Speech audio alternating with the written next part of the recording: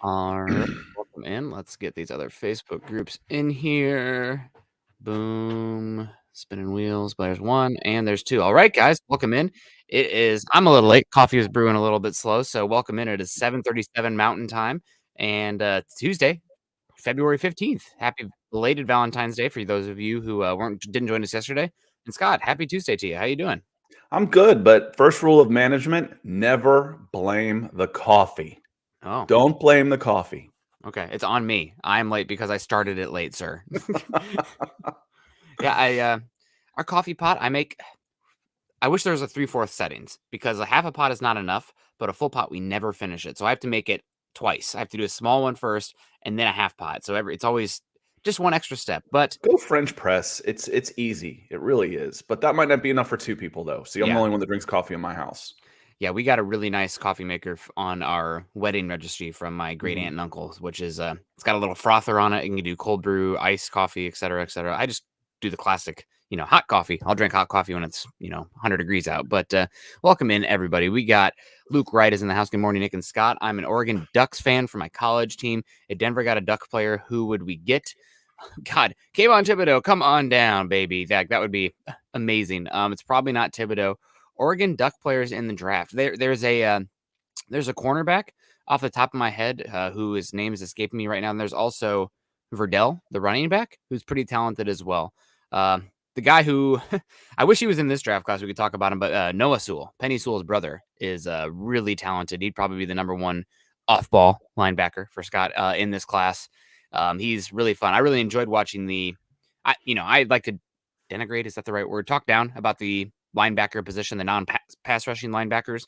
But if you get a chance to go back to this last year, you get two matchups of incredible off-ball linebacker play with Utah versus Oregon. Devin Lloyd versus Noah Sewell.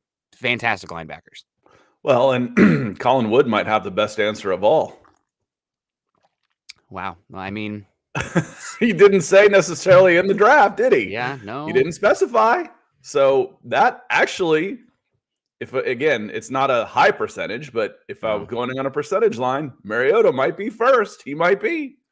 Yeah, no, honestly, that's Or Royce Freeman comes back. You never know. You don't want a 1-year deal, but yeah. that's not a bad shout, Colin. No, not at all. The draft guys that stick out to me, Michael Wright and I think CJ Verdell. He kind of got injured and fell off, but he's an interesting one. Thank you so much for the question, Luke. Hopefully your Ducks. I'd be a little bit scared if I was a Ducks fan. Not gonna lie, Lincoln Riley. The Ducks have kind of gotten fat on the Los Angeles talent, and I think that well is probably going to dry up because those guys are going to probably be staying home. But we'll see. That for years. They've been saying that since D'Anthony Thomas went up there. 15 years ago. Yeah, I mean, they're still going to get some guys, but USC has been losing the Kayvon Thibodeau's of the world. It hasn't been 15 years. It hasn't been 15 years at D'Anthony Thomas. I was in LA. I moved out to LA in 06. Well, it's been 16 years. Yeah. And he was probably 4 years in there. So it has. It's probably been 10, 12 years since, D'Anthony Thomas pulled the shocker. The Mamba went up to Oregon. If Oregon, this is not to get way off the I'm not even that big of a recruiting person, but if Oregon's going to stick around as far as a top type of program, probably going to have to move more to Vegas and the Phoenix area where you have a lot of transplant population talent because I think a lot of the LA kids are going to stay home with Lincoln Riley. But there's so many more of them. There's 250 kids in California plus the the middle to northern California kids plus the junior colleges. Yeah, it's just more like the places that have the transient populations are more likely to be balkanized to a sense with the top prospects where like top kids from Southern California, probably a lot of them going to stay at USC now with Lincoln Riley. I would at least. Sunny days. Good morning. Good to see you. Jacob Foster. Hopefully you've been in contact with us to get you the shirt that you or the gear or whatever it's going to be that you won from all your contributions from Mile High Insiders. But we appreciate you this morning on Broncos for Breakfast. Good morning to you. We also got good morning, Mark. Mark is already here this morning. Good morning, Mark. And then Miguel coming in also saying, good morning, fellas. Hope you're having a great day. Ready for free agency. You know what was surprising to me, because when I got into sports media, was that free agency is actually the biggest traffic driver of digital media traffic. I thought it'd be the draft. I grew up in Atlanta. They didn't ever get free agents. So I was ignorant to just how big free agency actually is to real franchises. So free agency is going to be fun, especially when you're dealing with as much cap money as the Denver Broncos have. Free agency could be a lot of fun this year. Ready up as well. Yeah, it should be a lot of fun. You can build a competent team in free agency. You do have to probably have a core through the draft, but there's some positions I'm curious to see what the Broncos going to do, and that's a great transition here.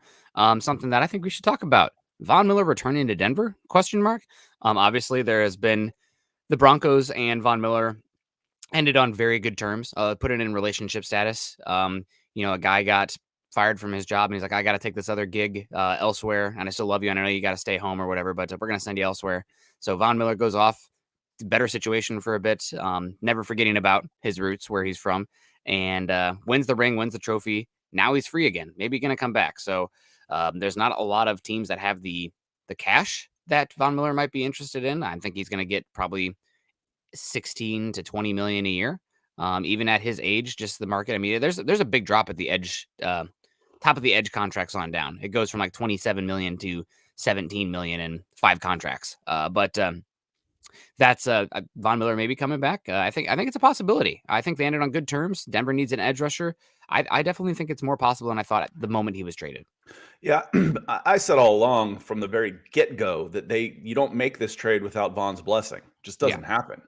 A new general manager can't do that to the face of the franchise without him saying, okay, it's one of the reasons why he got to pick his place for the most part. He goes to LA. And, now I know he comes out and says it was a surprise. It was a shock. And it's always, even when you see it coming, it's still a shock. Even when you know it's coming, it's still a shock. That doesn't mean he didn't know it was coming. That didn't mean he didn't have an idea that where he was going and when and that he was going. Yep. And again, it was right by the Broncos. It was good for the Rams. It was good for Von. So everybody should be pretty happy about it. Does that mean I think he's coming back to Denver? I think Von ends up back in a place that at least made the playoffs, or you look like a damn skippy playoff team if you're the Denver Broncos, because he's earned the right where he's earned it both through his play and through his contracts, that he's not chasing the biggest deal at this point. I don't believe that. I believe he'll get bigger offers. He won't take the biggest offer is my prediction. He'll play in a place that is the best fit for him. Could that be Denver? Maybe. Maybe. Yeah, a lot of it will depend on what happens at the quarterback position, but we'll keep getting into it here. So because I keep on peeling back this onion on the Von Miller discussion. Silver Yoshi, morning guys, new to this channel, watched a few replays and was up for this one. Well, good to see you. Going to watch live. Appreciate you joining us live. He also says, I love the new coaching staff, win a lot of youth. Can't wait for the offseason to start. Offseason's here, baby. It's good times. Ethan coming in. Good morning, Broncos, gents in Broncos country.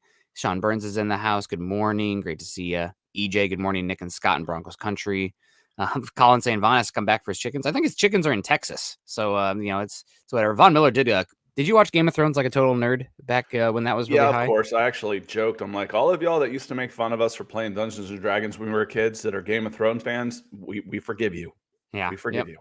I did a viral tweet back in, God, it would have been 2017 that Von just co-opted, just stole my work, which is fine. But I did like a Von Miller, father of chickens, mounter of quarterbacks, like just the really long titles. And then he took it and put it on his Instagram. It's like, you know what? If there's one person I'm okay doing that, it's Von Miller. So we'll move on. That's okay. Doug Freeland. Good morning, guys. Good to see you, Doug. We got duped plebs coming in. The question should be, how much money would Denver need to pay Von since he'd never sniffed the Super Bowl again? Duped, I don't like the negativity. It's very hard to reach the Super Bowl, but it can happen. If you have a good team, it can happen. The Bengals are 2 years removed from the number 1 overall pick and built a defense overnight via free agency. And with a god-awful offensive line, they still made it to the Super Bowl. Is it a hard road to reach the Super Bowl? For sure, but there's a reality out there. Maybe it's an alternate reality, but there's reality out there where the Broncos win the Super Bowl next year, where things break their right way, where offseason goes the right way, et cetera, et cetera. So, I mean, is it probable? No, but I wouldn't say that he'd never sniff the Super Bowl again. We don't know how this offseason is going to play out yet, and Von Miller could be a big piece of the puzzle of getting things right and getting on the right track.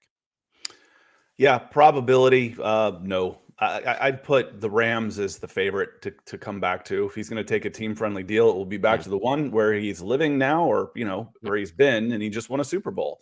I mean, you see the look on his face, the emotion. There's a lot of love going on in LA right now. He played really well and was a big part of that Super Bowl win. So I think it'd be tough to bring Vaughn back, but not completely out of the question for sure. Yeah, and Howler Surf Bro, or Howler Bro Surf coming in. Just read an article saying that Vaughn told McVay in 2018 to come get him. Vaughn loves Denver, but I think he's happy where he's at. He might be happy. He definitely loves Los Angeles. We'll keep getting into that. Clayton here on. Morning, guys. Oh, sorry, got to fight back that burp. Like Rick Sanchez over here. Jeremy Sean. Vaughn seems to want to be near his son. I wouldn't be shocked by a reunion. I mean, the way he talks about Denver, Vaughn is very much a people pleaser. So he's going to kind of tell you what you want to hear. No doubt about it. But, oh, my gosh. Luke coming in. That's Luke, good morning, Luke. And it's not black. It never got black. I wish I had gotten punched. Then I'd known when it was going to stop looking odd. Yeah, well, it's See, when it really looks strange is when I try and open them both wide and one of them just stays put. If I scold at you, Luke, then it looks about normal. Exactly. There you go. Well, good morning to you, Luke. Hope you're doing well. Hope your coffee's well. I don't know if Luke's a coffee drinker. I could see Luke being an energy drink in the morning kind of guy. There we go. We got CJ Morris in the house too, rocking a KU old school logo there. I love that. Hello, go Broncos. I know I will get hate for this, but we should go draft Malik Willis. No hate here. Risky, no doubt about it. Malik Willis has the requisite arm talent, no dip, and athleticism that I'm looking for a top 10 pick at quarterback. He is raw. I don't know. Did you watch his? I've heard a couple people talk about it now. There's the bags drill where you're stepping up over the bags and you have to throw the football. It's a footwork drill. Mm-hmm. And like you see all these other quarterbacks and they look great. And then Malik Willis is just super awkward. Like I've never done this drill in my life kind of thing. Which you might not have. And again, yes. That's what I said where, you know, if you like guys, people like going down into the sugarcane fields down in Pahokee, Florida and getting guys because they've never had 3 square meal a days and they chase rabbits for dinner and they're fast. Now, if you go up to Buford, Georgia, where these kids have been trained and had professional trainers since they were 10 years old, they're going to ace those drills, yep. You know, without a doubt. So again, if you're worried about if he looks like he hasn't done it, that's easy to fix. You know, hey, we're gonna run you through some bags. We're gonna run you through some cones. We're gonna run you through some ladders. You might not have done that before. That's easy to fix. Yep. So if I've got all this athleticism and talent, and I know his footwork is bad, we can improve that. That's a positive in my mind. Honestly, it is. Yeah, and the thing about Malik Willis too is that you're not going to be breaking ground in a new era of quarterback play. You have offenses in the NFL right now that are using concepts with the quarterbacks who, you know, one read and go kind of situations or high low and take off kind of situations with the Eagles, with Wink Martindale, and not Wink Martindale. Gosh, I did this yesterday. Offensive coordinator with the Ravens and Lamar Jackson. So you can kind of do a little bit of a la carte with some of the plays and the schemes there. If you're a good offensive coordinator with Malik Willis early on, personally, I think he should get a year on the bench. I know that's kind of, some people think, oh, they don't get better when they play. I want him to develop habits where instead of the first read being covered, dropping and running because he has the God-given gifts, I want him to go through his reads. And I think that takes a step back and kind of just cultivating him for a year with like what the 49ers are doing with Trey Lance. But who knows? There's different ways to do it, and every guy's different. Chris Hernandez. Chris coming in with some stars. Thank you, Chris, buying us coffee this morning. And Trevor with a comment that I heard Willis at the trash can in the corner of the end zone from a long way away. Accuracy was pretty good. That's a drill where they put it in the corner of the end zone and they throw fade routes basically into the hoop or long passes. And I'll tell you a story. One of the Elite 11 competitions, the local high school had the receivers out there just working and catching and stuff.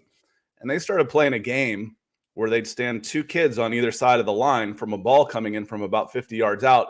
And they couldn't flinch. It was basically a chicken drill. They had to they'd stand there, and by God, every once in a while, one of them would get just drilled in the, you know, somewhere other than the hands off a ball coming in on one of those drills where the ball's flying in from 50 yards out, a pointy, hard football to the sternum, and you know, boys will be boys. Yep, as dinguses. That's the word I'll use. Juan Espinoza coming in saying, "Good morning, gentlemen. What do you think of the coaching staff compared to Vic's?" I am a seeing is believing kind of guy. Sometimes it doesn't make for the spiciest takes, but this is a lot of young, new guys. I think it's very interesting that it's so college oriented with a lot of these positional coaches. So, I mean, that's just, there's such a blank information about how these guys will connect with the professional players compared to college players, the techniques that they're going to bring in on. And you don't get the tape to analyze these guys like we do the play on the field. So wait and see, hope for the best. I am cautiously optimistic, but that's just based on choosing to live in that reality where I'd rather be optimistic than pessimistic because we just don't know. Miguel coming into, what did y'all think about that comment about Hackett's offense being good for Locke? I think that I'm gonna put on. Let me grab this one, Nick. I'm gonna Okay. put on my coach speak translator for you. Nathaniel Hackett's offense does the best job of putting quarterbacks in the best position, so it's going to be really good for Drew Lock. Translation: I don't really care who the quarterback is because I'm going to put the quarterback in the best position to succeed. That's my job. So Lock is your quarterback. If it was mentioned about Lock, it's because Lock's your quarterback. It doesn't have anything to do with Drew Lock. If you're reading into Drew Lock on that one, it's because you want to read in about Drew Lock. Just like the initial George Payton's out there asking, getting interviewed on the radio about, is it important that this guy has a plan for Drew Lock? Oh yeah, definitely. He's got a place. They're going to have a plan for Drew Lock. They're going to have to take a look at quarterbacks in the draft. They're going to have to know quarterbacks in free agency. By saying everything, you say nothing. Yeah. So that's what I think about the comments about Hackett's offense being good for Drew Lock. Just replace Lock with the quarterback, and that's all that he's saying. Lock just happens to be the only quarterback you've got under a contract right now. The McVay, Kyle Shanahan offense tree right now is as quarterback friendly as any in the NFL.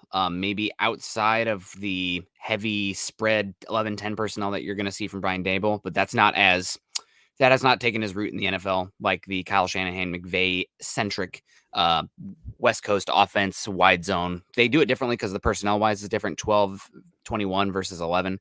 But Jared Goff was good in the McVay offense, but he couldn't really operate in the drop back pass game. Not smart enough, not good enough with the arm, not good enough with different angles, and it was better under Matt Stafford. So obviously better quarterbacks, better offensive systems. Max Powers coming in with €2 saying, thoughts on the people saying Vic didn't get pounds. Oh, pounds, excuse me. Thoughts on people saying Vic didn't get defensive coordinator offers? I'm guessing he did get offers. People want his defense badly. It's not to the extent of Kyle Shanahan / McVay offensively taking root in the league, but people want to run the too high offense. It almost happened overnight. People were starting to match quarters pre-snap too high because Vic was stalling these better quarterbacks, and people have data. Teams are not stupid. So I think that Vic was getting offers, but I think maybe not the offer he wanted. Also, maybe he wants time to sit back for a second. He just went through 3 seasons of the world of suck, which Denver has been partially his fault, no doubt about it, but he was there. So the offers aren't going to go away. $25 million in the bank, Nick. Yeah, at least offers are not going to go away. I would push against people saying Vic did not get offers. Well, I've heard. Go ahead. The other part of this is people aren't going to offer it unless he's going to take it. So they're going to feel around. We have a deal. Talk about this. Yep. And until they've got an agreement to take it, they won't actually offer it because they don't want him to say that, I turned down the offer. Well, he never actually offered. Yep. If Vic Fangio if he had to have a job this year, right now, to earn a living, he'd have one. Yep. He'd have one. Yep. It's like, so I'm not getting a job on him. Maybe it's not the right situation. Maybe I didn't want to go to those spots. I'm filthy rich. I can sit out a year. If Vic Fangio wanted to have a job in the NFL, he'd have one. Yeah, absolutely. It's kind of like you're not getting job offers as much if you're not putting in applications, right? If you're not, and the people that are after you, I'm waiting for something else. So they didn't actually offer me a job. Yep. Hey, would you be interested? Yeah, let's talk. Let's, we'll talk a little bit. And as you're feeling out the candidate, it's like he ain't going to take this job. I'm not even going to bother offering it. I don't want to feel it have a kickback on my face. Yep. Absolutely. Roy Osborne coming in saying, good morning, Nick and Scott. No, good morning to you. Trying to decide what flavor of coffee I want. Hot and fast. Give it to me now. That's what I'm saying. I've almost already finished it's a family show. Happy Valentine's Day, everyone. But happy the day after Valentine's Day. Howler Bro Surf saying, Nick, have you been to Oregon? Amazing hikes, and it's close to you. I've been to Oregon in 2018. I did a backpacking trip near Mount Hood. Actually proposed to my wife at Ramona Falls while during that backpacking trip. We crossed a pretty high river that was about mid-thigh high. And when you're crossing those, you're supposed to unclip your backpack, because if you fall, those are material things. Like, it sucks you lost those, but like, you're going to have a hard time getting up with your pack on you if water's pushing on you. I had the ring on me, so like, I crossed it. I did not unbuckle. And the now wife is like, you should have probably undone your pack, right? But we talked about that right before. I was like, oh yeah, whoopsie, because I had the ring. I was not losing that ring for hell or high water, literally. Yeah, Oregon's beautiful. Would like to get back down there. We got Mike Givens in the house. Good morning, Nick and Scott. Kayleon Green, always like to say hello to Kayleon. Of course, I want to get back to Von Miller here. So probably 16 to 20 million is interesting to me. A team that, And I think Von Miller's legacy in Denver, no matter what happens, is probably cemented. The thing that scares me about Von Miller is that there's a team that makes a lot of sense for him, the Los Angeles Chargers. That team needs another edge rusher opposite of Joey I was Bosa. thinking that too, Nick. I'm like, would he go to the Chargers? Not have to change locales if he's got an apartment or wherever he's staying. Yeah, wouldn't be hard. He knows the verbiage of the defense. Brandon Staley, he was doing an iteration of it with the Rams folks. So people are like, oh, Vic never used Von right. Well, it's the same defense. Brandon Staley was using the same defense that Raheem Morris was using, maybe different flavors, but the same tenets. Von was dropping back into coverage almost 3 times as much per game for the Rams as he was for the Broncos. So, that's something that might make sense. Chargers have a lot of money. They definitely have need for defensive line talent. And that's a team that's looking to draft an edge. I think they're at pick 17. If they pay Von and they have a rookie cost-controlled quarterback, they can. They have the ability to pay those guys. I think it makes sense. I don't know if Von would do that because he is, Broncos true and true. And I think that maybe he would think that might hurt his legacy in Denver, where he actually has, a legacy. He'll always be a hero there. Maybe that would take a bite out of that. But I think on paper, it's one that makes sense to me with the position, the need, the location, the up-and-coming team. I mean, make no mistake about it. The Chargers this year, they should have made the playoffs. They're better than the Raiders. I know they lost to them, but they had one horrible, abhorrent weakness, which was the run defense. That's an easy fix. That's an easy fix in one offseason with the resources they have. So I think they're a team to beat next year. Everybody said that forever. I know it's the Chargers, but the Chargers are sitting on almost $60 million in available cap space. Yes. So, I don't want to use 15 or 16 on Von if I'm the Broncos. That's about a third or more of your available cap space. But if I could go 15 on Von and still have 40, 45 left over, I might be a little more interested on that one. Again, I think with his injury history and age, I think he's in for a pay cut. I think it's going to be tough for him to come up with 3 years. You just look at the edge rushers that are, the speed guys, and they decline rapidly. Yep, they do. They tend to. Von is pretty still twitched up and so good with his hands and his flexibility that maybe he is one of the rare ones that can stay at that level. But the cliff will be coming at some point, you would assume. Chris Hernandez coming in saying, morning, go Broncos. Good to see you. We got Trevor saying, I heard Willis hit the trash can. Oh, we saw that one already. That's good. And it was Greg Roman. Thank you so much, Mark. I'm working my way through the comments here. Duped plebs coming in saying Willis can't pass and Judy can't catch. It'd be a perfect combo. That's not very nice, duped. Come on. We talked about this, about positivity. It's funny. It's not real nice, but it's funny. Yeah, no, it is funny. Well, I think we talked about it. The thing is if Willis is accurate, he's going to hit you hard enough that it'll just stick to you. The ball's going to leave you, hit you in the sternum and just stay there. All you got to do is just reach up and hold it. So, yeah.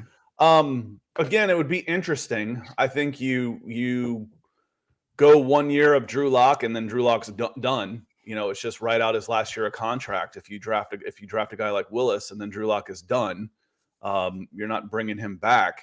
Remember, y'all, he's only got 1 year left on his contract. That I feel like that just gets overlooked all the time when we're talking about a long-term answer at quarterback, as if Drew is a Bronco for life if you want him.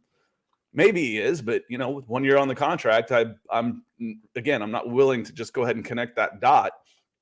But the thing with Willis is he could be productive as a rookie. You could put packages in for him. One read where the Falcons use Mike Vick a lot when they had Chris Chandler. Goal line situations, short yardage situations, red zone where he was running the ball a lot and having quick RPOs. That you could get something out of Malik Willis your first year, even if you're not ready for him to be your starting quarterback. So I could get on board with Malik Willis, but it wouldn't be my choice at 9. Yeah, I mean, quarterback, for the quarterback position in general, I believe what I can see for that, the traits, that's something I can see. But after that, it's the intangibles and in what's inherent in that guy, in his mind and in his heart. I think the number one trait for your quarterback is he has to be a psychopath competitor. I'm seeing the guys who are great, like they need to be like, buddy, are you okay? Like you just lost a game of pool. Like it's not the end of the world. No, he's frothing at the mouth, like breaking the table, maybe controlling it a little bit, but they need to be psycho competitors. They can't just be like, if they lose a starting job, I want the Michael Jordan mentality where if you're like, oh, you were cut from your high school basketball team. Okay, bet. I'm going to go on and become the best player of all time. That's the type of guy that you need. Is a literal somebody who loves football, but maybe a little bit of a football psycho as well. Well, some of it. I'm also of the, when you're playing so many games now, what are you playing, 20 games if you go all the way? Yeah.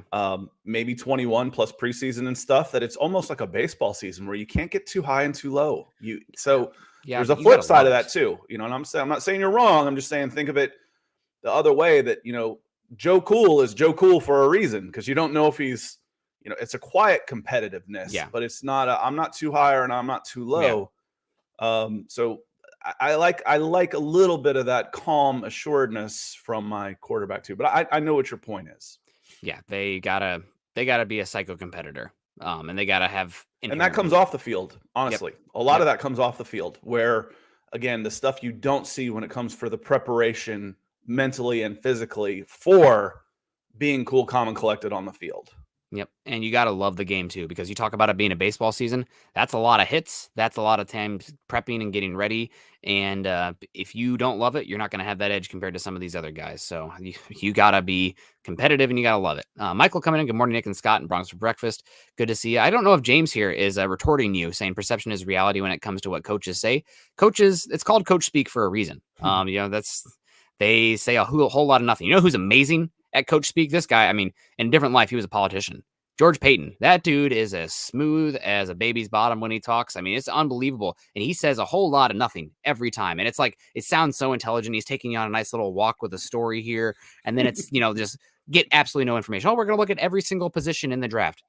All right, well, I'm back where I was, but at least I have a little bit of clips that I can pull out of here what you said, but I didn't really glean anything from it. And it's funny. It's like, will you consider a quarterback at 9? Oh, definitely. We'll definitely consider a quarterback at 9. We're also going to look at all the available players: running back, edge, offensive line, tackle, corner. We're going to evaluate all of our options. Headline: George Payton says he's looking at quarterback. That's the sound bites that we're pulling from the general manager speak. What you want. And he ain't saying anything. And he's not going to say anything. And even if he says it, you can't believe it. Like I've said, the best thing for the Broncos right now is if Matt Corral, Malik Willis, Kenny Pickett, Desmond Ridder, all these guys all of a sudden jump into the top 5 contention and top 10 contention. That would be the single best thing for the Broncos. Yep. Because if you want to trade down, or if you want one of these other players, you want somebody else reaching on these quarterbacks, take them. I want Kayvon Thibodeau I want Kyle Hamilton to fall to 9, because you idiots took 3 quarterbacks in the top 8. God, so Kyle expect Hamilton them to talk up quarterback.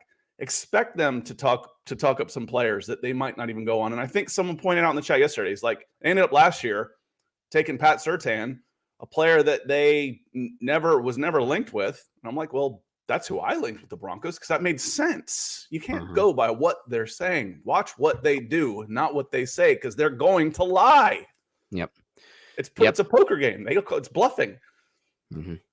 Yep, absolutely. It is bluffing. And shout out to Patrick Smythe, Broncos PR guy, who's climbing that ladder there in Denver. He honestly could be the press secretary for the president. I swear to God, he's so good at what he does. Some of the stuff, man, that doesn't get out, it's incredible. Mike Woodward, good morning, everyone. Good to see you, Mike. We got Gabriel Felix in here saying, Gabriel really coming in the comments there. Good to see you, Gabriel. Morning to you. Want to make sure we're saying hi to everybody. Steve coming in. Good morning, everyone. Great to see you, Steve. Great picture there in the orange. Awesome to see. We got Jay Milzo Ryan coming in saying, what about edge or offensive line at 9 in second round? Get Desmond Ridder. Heard he's smart and he can audible and call plays himself instead of leaning on coaches. Desmond Ridder is a very smart quarterback. The issue with Desmond Ridder is that and I can't break it. It's really frustrating because a lot of times you can see, not to pick on him, but like Drew Lock, he's on his back foot. He's not balanced. His footwork is, not great. And the accuracy is erratic because of it. Ritter's mechanics don't look terrible, but his accuracy is shoddy. He'll give him 10 throws. 8 of the 10 will be good. And then 2 of them are like, man, what the bleep are you doing? It's one sailing high and one's being turfed. And it doesn't look like it's totally mechanical, at least in the base. So I don't know. But at second round, yes, you're taking a guy who's low-end starter, high-end backup, cost-controlled with athleticism and intelligence and leadership traits that helped turn around a program in Cincinnati. That's a great pick. Maybe it's not one that takes you to the moon at the quarterback position, but that's a great pick in this draft specifically. I like where your head's at with this conversation. Scott keeps saying third round for Ridder. he's going to go top 50, Yeah. I would say. And maybe, and that's because the mocks, when you do the draft simulators, I can get them in the third, and I can get sometimes Kenny Pickett and Malik Willis fall to me in the second. Yeah. You do enough of them, you're like, wait a minute, I got Kayvon Thibodeau at 8. Yeah. So if you can get him, especially if you can get him with that second pick in the second round, I love it. I do. I like Ridder, and all the things you said, I can't put my finger on why it's not working. That's why you've got a head coach who's a quarterback coach. Yeah. So that's a good thing. If you're talking about, all right, this guy's 25 or 26 years old and his mechanics are still bad. Okay, now you're in trouble. You're not fixing a release. You all have heard me say before about Tim Tebow's reworking his release, and people bought it. No, you're not. Not after you've thrown the ball the same way since you were 8 years old. You're not going to redo how you release the ball. You might change your hands. It's like a batting stance. You might change your stance. You might, do something like that. But when that swing comes through, that's your swing. You might finish a little higher or whatnot. But when push comes to shove, that ball was dropping down to his ankles when Tebow was throwing the ball. And all the work in the world wasn't going to change that. Yep. So if it's like, okay, why? His mechanics look good. Why? Okay, well, I don't know why. I bet Nathaniel Hackett might, though. So I think Ridder is very, very interesting as a day 2 pick. I'm with you on that one. Yeah, and he actually, ball comes out of his hand pretty consistently as far as velocity, and he's a solid enough athlete. He can run. He's not Malik Willis as a runner, but he can run, no doubt about it. But again, you don't have to be. He rushed for over 2,000 yards in 4 years at Cincinnati. Yeah, and they put a lot on his plate too, as far as post-snap processing. I think he does have work to do pre-snap. I think his release maybe needs a little bit of work too. That Alabama game, I know it's a small sample size, one game, but they picked up something on tape where I think he's maybe telegraphing his lanes a little bit, because they batted 5 balls down in that one playoff game where he only had 4 the whole rest of the season. So a little bit slow on that, actually seeing where he's going and then getting the ball there. So that's a concern. And my other concern is he's so skinny. He's a big dude, no doubt, but he is wiry as heck. And I wish he had a little bit more meat on his bones, especially in his base, than he has right now. But favorite player who you'd love to see in Denver, I'm going to make this a draft one specifically. For me, it's Kyle Hamilton. I know that I'm very much a positional value guy, but I think that if there's any position in the NFL right now that is undervalued, it is the safety position. I'm looking for, and with Ejiro Evero coming over, you're looking for Swiss Army knives, guys who can wear many hats on the back end, whether the Broncos are playing match quarters or they're playing cover 3 out of the 2 high safety look. Having 2 safeties like Justin Simmons, where it's like, which one is walking down? I don't know. That makes it so much harder on the quarterback. And we also saw, everybody's seen the play by now in the Super Bowl where Von Bell is held by Matt Stafford looking at the safety on the curl and then throws a no-look pass to Kupp on a slant. Beautiful. Von Bell has nothing he can do about that. He's playing that walk-down robber roll on a cover 3 look. Okay, well, now you insert Kyle Hamilton or Justin Simmons, who are bigger, faster, stronger, longer in that lane. Maybe that pass isn't there because they are, that much bigger and longer and stronger. So I think that, everybody's screaming about, linebacker and coverage. If you're using those 2 high safety looks and one of them is walking down to a robber roll, that's your guy who's the middle of the field pass defender, right? You're trying to hide your linebacker of a sense because with that safety in that second level. So I would love to see Kyle Hamilton here, just the stuff you could do on the back end with him and Simmons together, with Surtain playing the backside, essentially island corner. I mean, that would be so hard to beat, and that would make Denver such a unique defense to play against. My initial thought on this was Cordarrelle Patterson. Favorite player you'd love to see in Denver is Cordarrelle Patterson. It didn't take me long to just absolutely fall in love with Cordarrelle Patterson. The way he plays a game, like his hair's on fire. He plays every snap like he's returning a kickoff. He attacks the line of scrimmage. He attacks the ball. He fights, high knees. And when he comes off the field, he's got this just megawatt smile. Just lights a place up. You're like, I love this dude. And so would you. And he's, I said a lot of good things about the person that Teddy Bridgewater is. That's all true. Teddy Bridgewater is, but Teddy Bridgewater was at best a middle of the road quarterback. Cordarrelle Patterson is a multi-time all-pro kick returner with that type of tools, who kind of got unlocked. So, and then in the draft, forget draft pick and spot. Nakobe Dean would be there for me. At that inside linebacker position. Basically, I love watching him play. I love good old-fashioned linebacker play. I loved watching Logan Wilson play in the Super Bowl. cleaning up some stuff and just like, see, linebackers do matter, Nick. Just where were those guys drafted? I know playing really well. But again, I'm not talking about draft pick for Nakobe Dean, but I'm a Nakobe Dean fan. I'm looking forward to watching him play next. I think Nakobe Dean's going to be a very good player. I do think that he was in a very ideal situation in Georgia where he did not have to take on a lot of bodies, and he got to play a lot of downhill chase and tackle. Great. It's just fine. I love him. Yeah. I wish he was a little bit bigger. You didn't ask who your best player was. Who's the best player? He said, who's your favorite player? Do you like him? A guy who goes to the University of Georgia, plays, college football, captain of a national championship team, a super leader on the field, and graduates with an engineering degree in 3 years. I'm going to be a fan. I'm going to be a fan of this guy. So again, who's my favorite player? Teddy coming in at $5 saying Packers publicly begging for Rodgers to stay these last 2 years has to mean love stinks, right?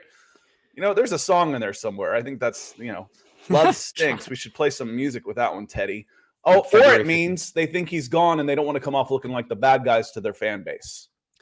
I think that's the flip side of that, meaning they do. You're not really sure until you see what happens. So the flip side of that is, listen, we are going to publicly make it look like that we're doing everything we can to keep Aaron Rodgers, even though we know he's leaving. That way, he can be the bad guy. We can be the good guys. And all of the fans are still on our side. In the long run, it won't really matter, but that's the short-term PR game. So it might be that they really do want him, and he's a franchise legend, and they want to keep him in. Or could mean that he's gone. He's gone already. Yeah, that's a great question about love stinking. I think it has more to do with Rodgers himself. His career, after he had that really bad collarbone injury where I think it was Everson Griffin pile drived him, and then it was not very good for a bit there. I think his numbers were trending down. And then the last 2 years, I mean, back-to-back MVP, you can roll your eyes at the EPA per play and CPOE, but like Rodgers is in the top right. And then there's everybody else. So he's been incredible the last 2 years. So I think it's more, they saw a guy with tools and the demeanor that they wanted, and they thought, okay, worth a shot here this late in the draft. Maybe it's time to start, getting ready to move on from Rodgers. And then Rodgers took that personally. Again, a guy who's the ultimate competitor. He's like, are you bleeping kidding me? Screw you. I'm going to go out there and be great again. So I think it's more to do with how they didn't expect Rodgers to turn around and be this good at this point in his career when a lot of the signs previous to that were maybe he was starting to hit a wall. But that's another reason that you see, people said that about Tom Brady. People were kind of saying that about Peyton Manning. People are saying that about Russell Wilson right now as well. So I'm here like, hey, maybe now's the time to buy low on Russell Wilson. It's as low as it's ever going to be. Lawrence Rivera saying, who's the best wide receiver from LSU this year?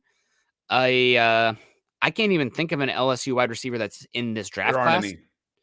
They might have this year. It's a strange year. So they're either not there because, LSU, there's a reason why they went out and fired a national championship winning coach and threw $100 million at Brian Kelly, or they're young, but there's not one this year. So we'll have to keep an eye out. Ethan coming in on Scott's favorite mock draft simulator. So the only one I use PFN, and just because I Googled it and it came up first. I always get Charles Cross at 9 over 90% of the time. I still hope we don't have the 9 pick. That's for the TFAR fun, the trade for Aaron Rodgers fun hashtag that DWI guys likes to bring in. Charles Cross at 9. There's some mixed feelings on Charles Cross at 9 in the Mile High Huddle community, isn't there, Nick? Yeah. Charles Cross is one that's a little bit up and down on him. If you guys remember, a couple years ago, Washington State had a really smooth pass protector with some good length, but there's a lot of questions about his actual explosiveness, his quick twitch ability, and his run game. And so far, that guy has been a major bust. Andre Dillard, Washington State played in the same scheme, same coach, same offense as what Charles Cross is doing underneath Mike Leach. And you just don't see the ability to roll his hips. You don't see the power to get to, and the ability to climb on tape, but he's really smooth in pass protection going backwards, and he's got length and movement skills. So there's a reason I think he's comfortably behind Evan Neal and Ekwonu for me. And it's not just, pass game is obviously more valuable than the run game, but you have to make the defense think you're going to run the ball to put them in situations personnel wise, first step, the bite the play action, etc. So you have to at least make them think you'll run it. And with Cross, I don't know if you have that card in your pocket right now. So he scares me a bit. The other thing with Cross is you're talking about left tackle to right tackle. He's only been left tackle, where Ekwonu and Neal have been all across the line of scrimmage besides center. So you lose versatility there. I don't think he's as scheme versatile too. But if he tests really well, I know he's working with Duke Manyweather, who a lot of people think is just a really incredible offensive line guru kind of coach. I know he worked with Quinn Miners in the sick bug offseason to get him ready for the Senior Bowl. And then, I mean, Quinn's been a really good pick for the Broncos where they got him. So we'll see with Cross, but I don't think he should be mentioned in the same category as the top 2 tackles. Definitely a guy that makes sense for the Broncos at 9, though. It's just he's got warts. There's a reason he's fallen to 9 in this draft class. And right now for you, I'm hoping the Packers are drafting at 9. At least they've got the rights to the Broncos pick, at least for a while till they do something with it. But for me, and right now, and I haven't gotten into this one nearly as deep as I will, there's going to be edge rushers available that I think will be better fits for the Broncos at 9 than offensive tackles. So right now, I'd still go 9 with an edge. And Wyatt, since we screwed this up yesterday, Nick, we better at 40 minutes. Yeah. Wyatt says, "Did I miss draft Tuesday? Work always got busy when the show starts." Well, no, we haven't. We got 20 minutes. We could run through the top 10 pretty quickly. Let's do it if you're ready. And then there's one more question coming in from Mark, always with the big stars. Thank you so much, Mark. So, do you guys feel we have a safety on the roster that fits the strong safety profile with Jackson a free agent, with Kareem Jackson a free agent? If not, who do you like in the draft?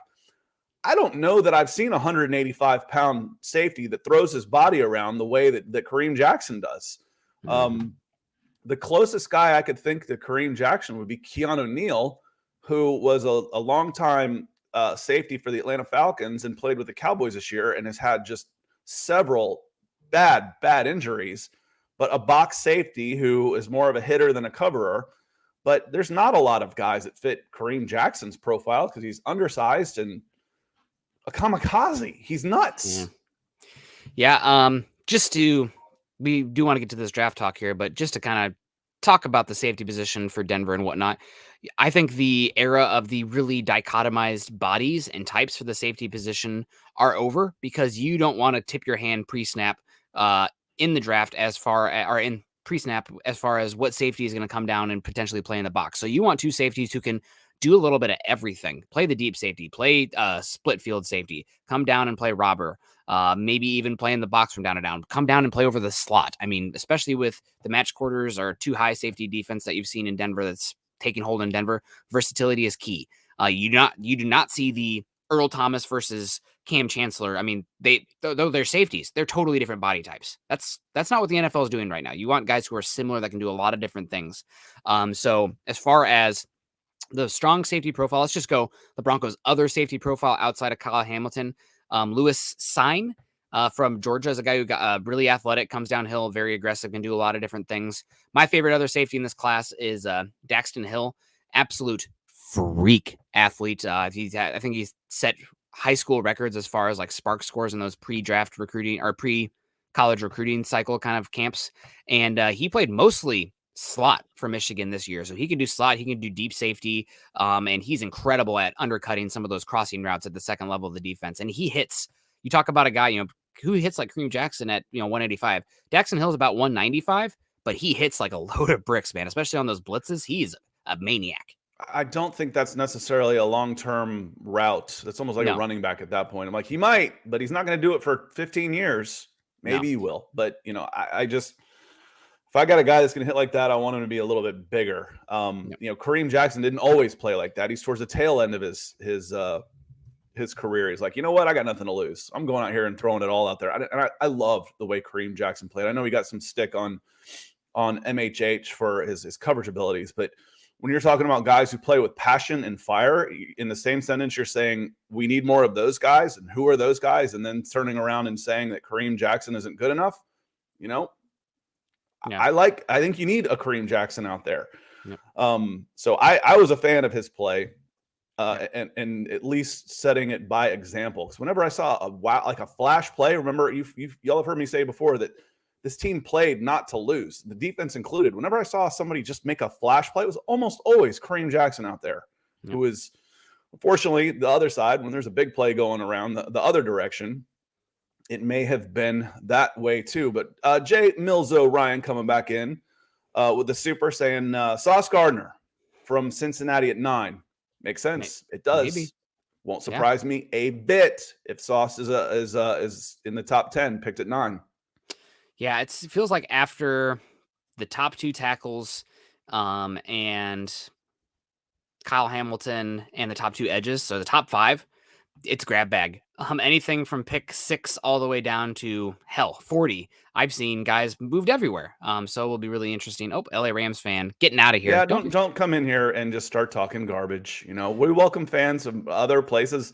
Obviously, here I am. I didn't grow up a Denver Broncos fan.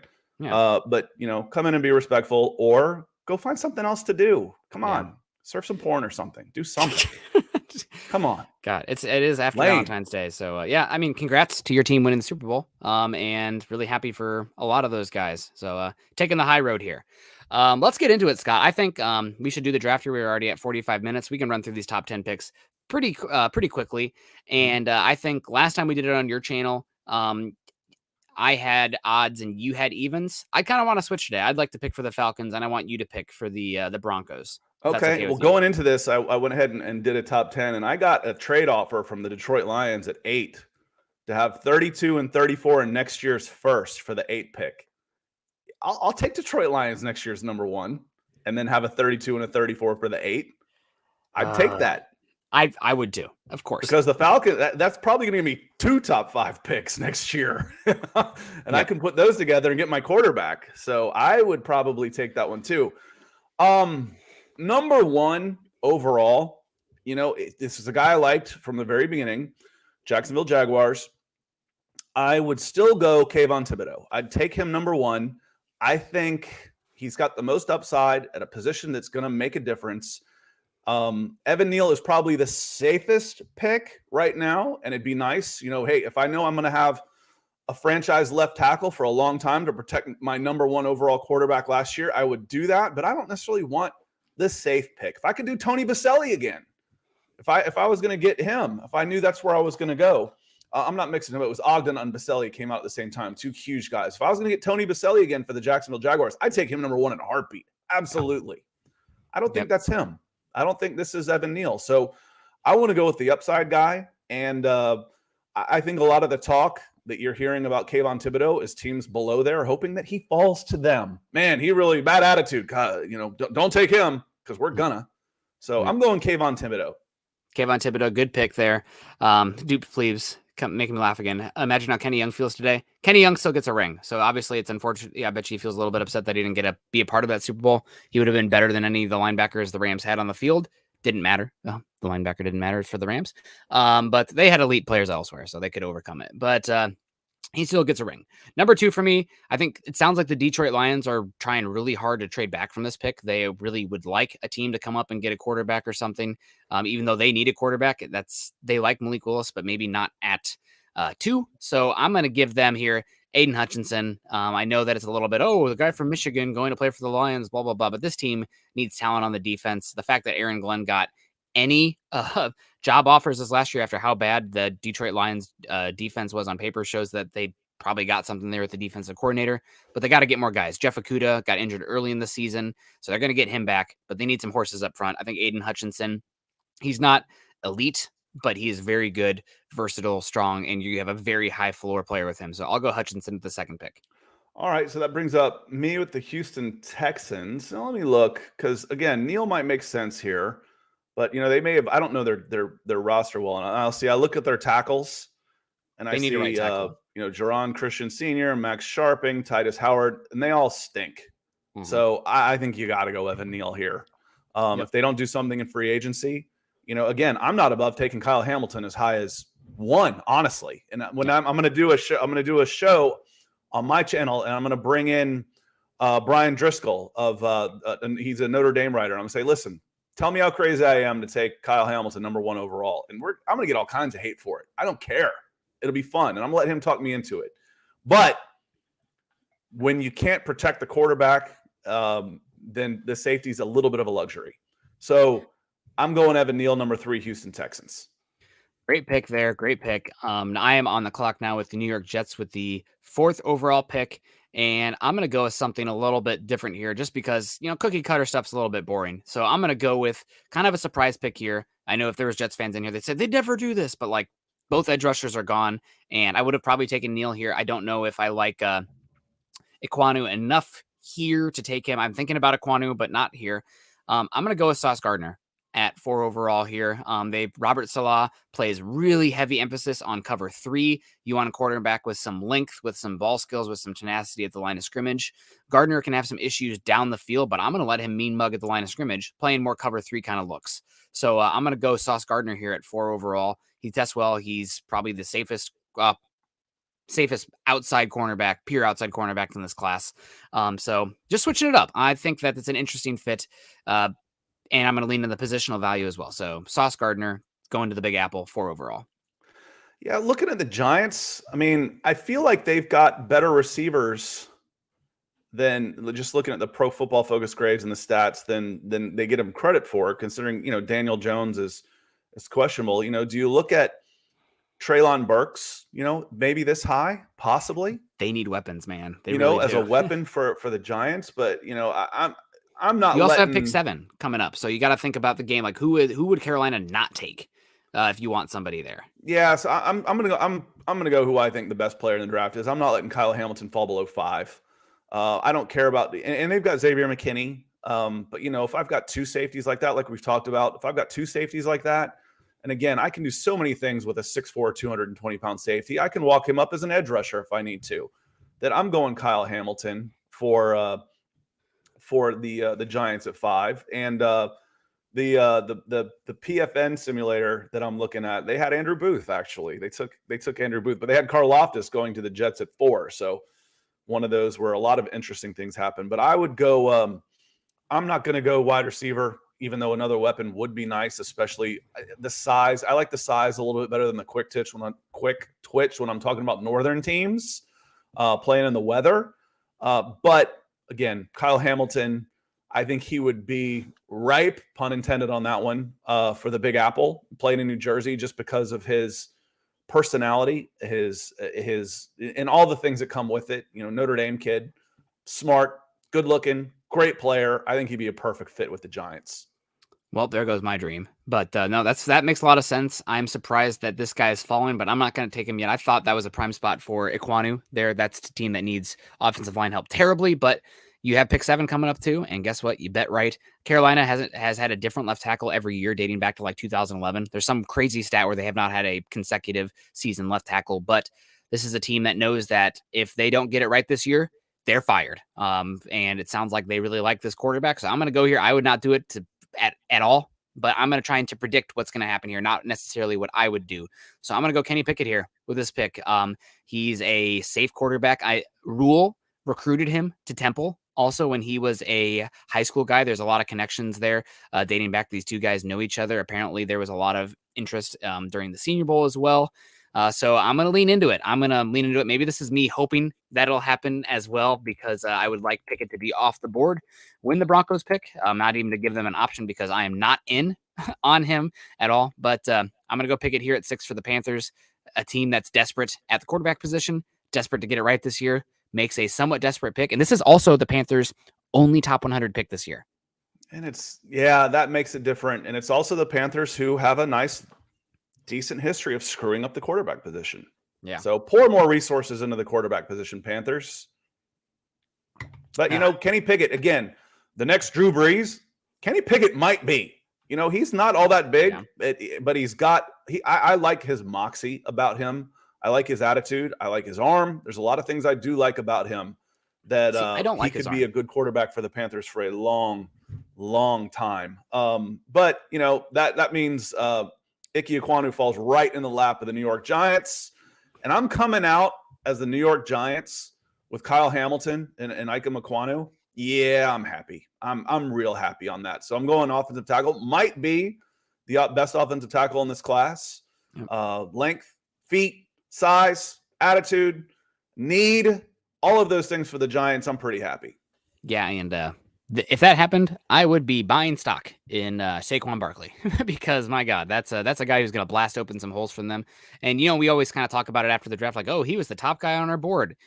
I think if the Panthers GM, a guy who's coming from Buffalo, said that, oh, Hamilton and Ekwonu are our number 1 and number 2 players on our board, I'd buy it because I think that's a feasible draft board. If you take out positional value, Hamilton might be the best player ever, and I know that there are some teams that have Ekwonu as at least reportedly. I don't know these teams have said it, but people in the industry have said that Ekwonu is number 1 on a lot of teams' boards. So will be interesting to see what happens here.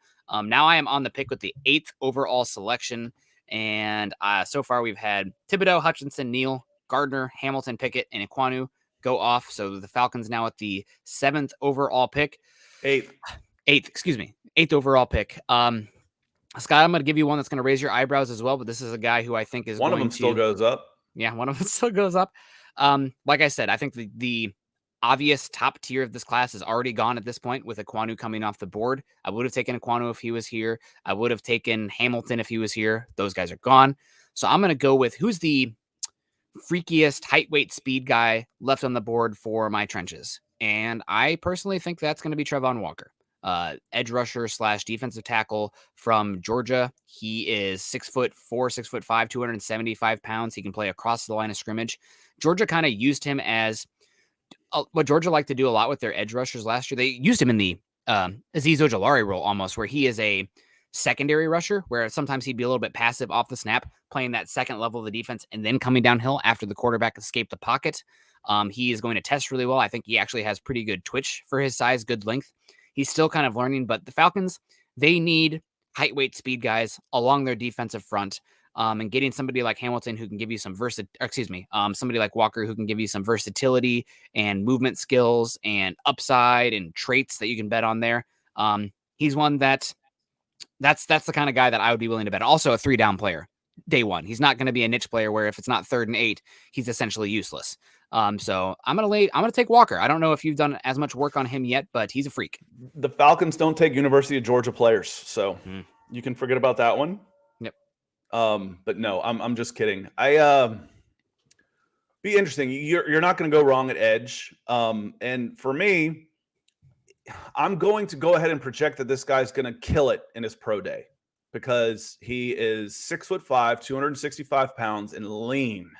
He looks like an outside linebacker for the Denver Broncos. Productive, double-digit sacks, 70 tackles last year. Killed anybody they put in front of it at the Senior Bowl. I like Jermaine Johnson. I know that's where the Dove Valley Deep Divers went with this pick after I kind of helped nudge them that direction.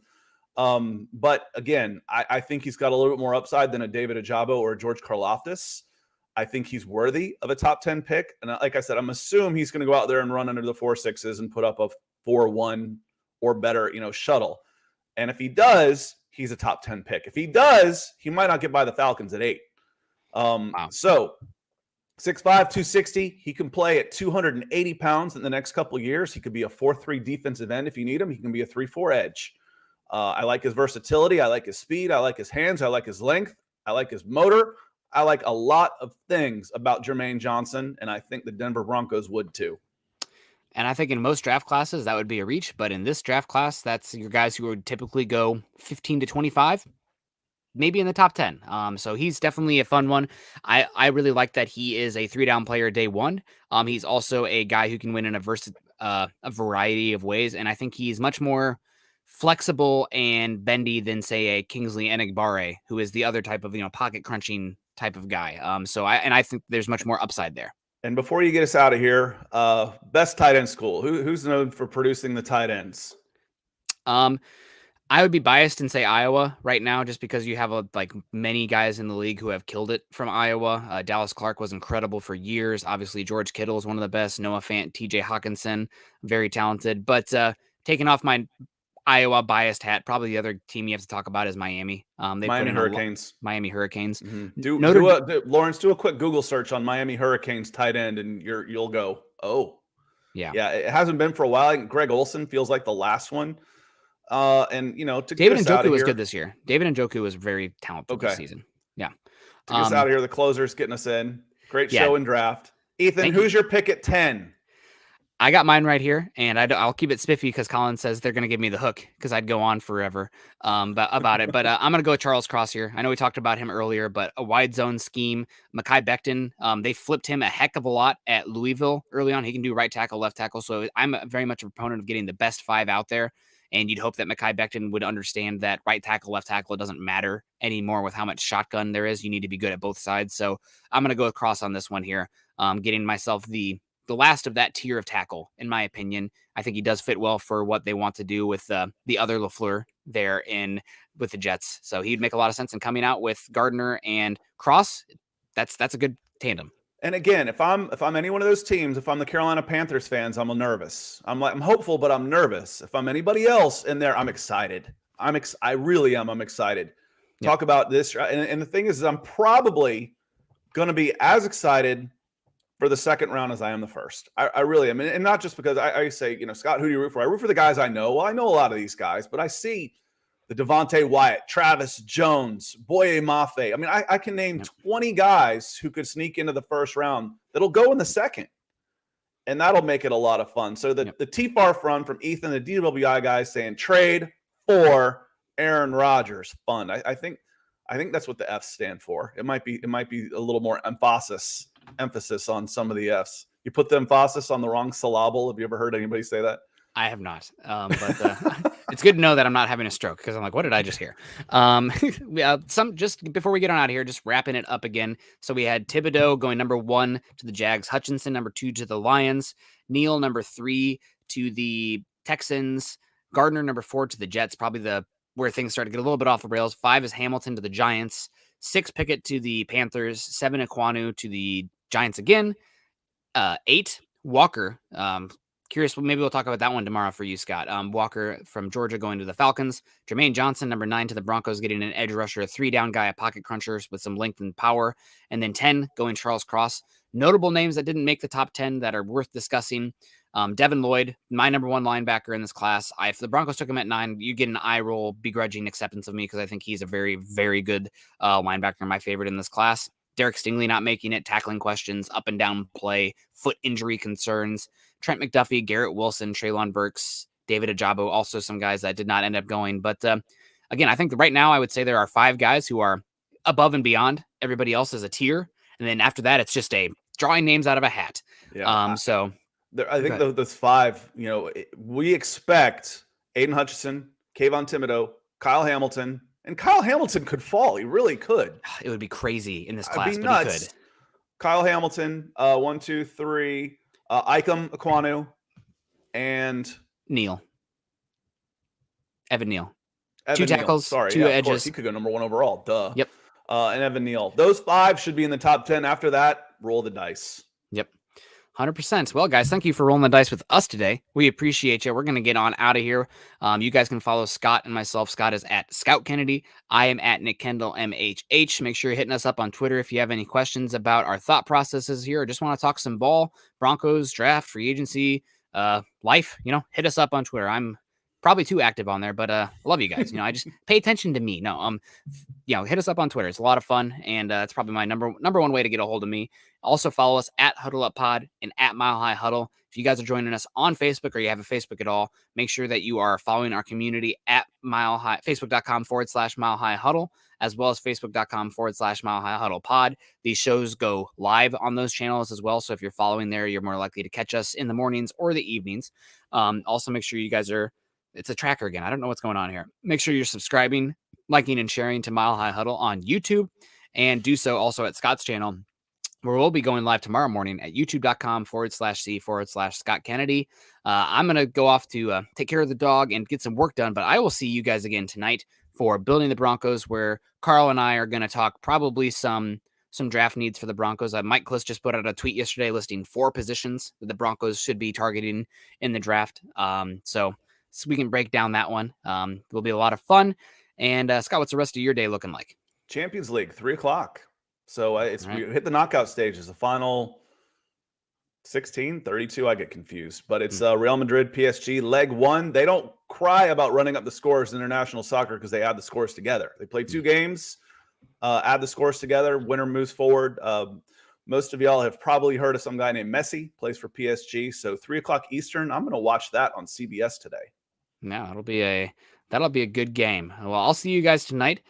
We appreciate everyone joining in. Shout out to everybody hanging out with us today. Hopefully everybody had a good Valentine's Day, no matter what, if you were coupled or not. And we will see you guys later. Have a good one. Choose kindness. Go Broncos.